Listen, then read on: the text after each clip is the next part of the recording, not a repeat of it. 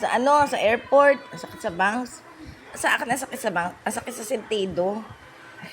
Kwento. And then, ano ba yan? Sa ano sa departure, going Thailand. Yung salamin ko, tuklap yun, sinadya. Kasi nalaglag, hindi naman tuklap yun. Hindi ako careless sa mga eyeglass ko. Malabo na yung mata ko. Nakunan ako matanda kay Donwin. O, nagpapa-CS na nga sana ako nun eh. Ay, CS. Nagpapa-ligate na ako nung Si Best Maylin, isa yung doktor namin, si Dr. Del Rio. Sa Martinez, sa panganay. Siya yung nagdala sa akin doon. Mga ano ko naman, mga sumunod. Puro CS ako. Kasi yun ang gusto ko. Hindi ko na naranasan nag-normal delivery. Usapang nanay. Asan na ba ako? Ayan si Donwin. Spoiled kasi sa akin yung bunso na yan. Ngayon, hindi na. May asawa na siya, may anak. Ayoko namang walang buto sa pamilya niya. Talagang kuya niya kahit hanggang ano siya, binata na siya. Sapakin ko pa yan eh. Laki-laki na yan. Tadyakan ko pa yan.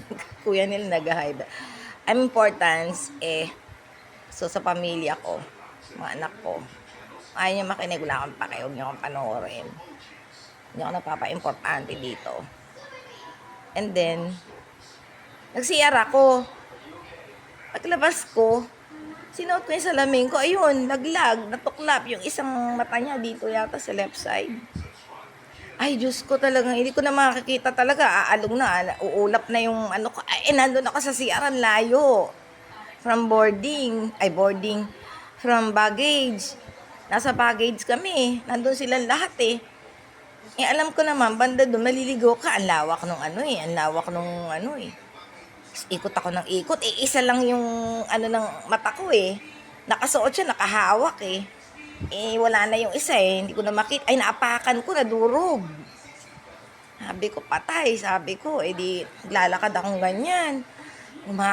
Parang, umuulap siya eh. Parang, wala na kaya po. Yung ako hysterical. Relax lang naman.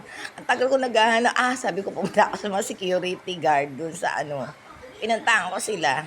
Sabi ko, ano ba yung... tama-tama, nakikipag-usap ako. Ito na yung bunso ko sa likod, si Donwin. Tapos siyang asawa. Sabi niya, Mana! Sabi ko, putang ina, sabi kong ganun. Anya ka pala. Ay, parental Pag magaling na ako, talagang ganyan ako, nagmumura na. Nanantyahin ko yan. Maganda ba, nanay niya? Nagmumura na ba? Ayun. Nakita ko ni Donwin. Diyos ko naman. Ayun, ganun.